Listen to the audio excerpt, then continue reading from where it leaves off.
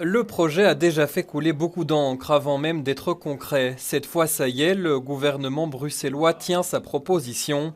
L'idée, faire payer les automobilistes en fonction de leur nombre de kilomètres, mais aussi en fonction des heures de pointe. Ce sera plus cher aux heures de pointe, ce sera beaucoup moins cher aux heures creuses et ce sera totalement gratuit la nuit et le week-end quand il n'y a aucun embouteillage et que rouler ne crée aucune gêne pour personne.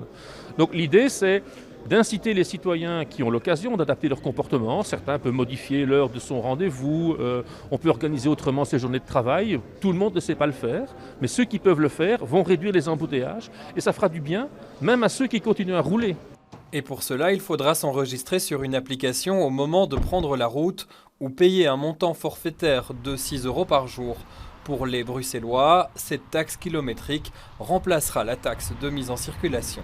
S'ils roulent moins en voiture, ils vont payer moins parce que pour l'instant, tout le monde paye le même montant. On paye tous chaque année le même montant de taxe de circulation. Alors, si vous roulez moins, vous payerez moins. Et comme ça, on veut vraiment inciter les gens que si vous pouvez rouler à vélo, prendre le transport en commun, marcher, faites-le. Comme ça, c'est bon pour votre portefeuille, mais c'est aussi bon pour la qualité de vie à Bruxelles.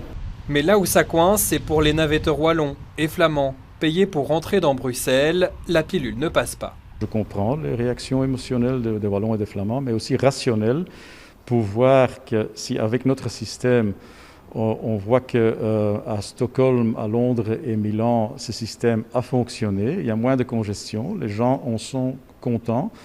Pourquoi est-ce qu'on ne pourrait pas essayer d'avoir quelques concertations pour voir si on peut trouver des points communs? Ce ne sera pas facile, mais essayons quand même de le faire dans un esprit d'ouverture. Le projet Smart Move sera bientôt soumis aux partenaires sociaux, mais aussi aux autres régions et au fédéral. Les Bruxellois pourraient l'adapter. L'objectif, c'est qu'il devienne une réalité dès 2022.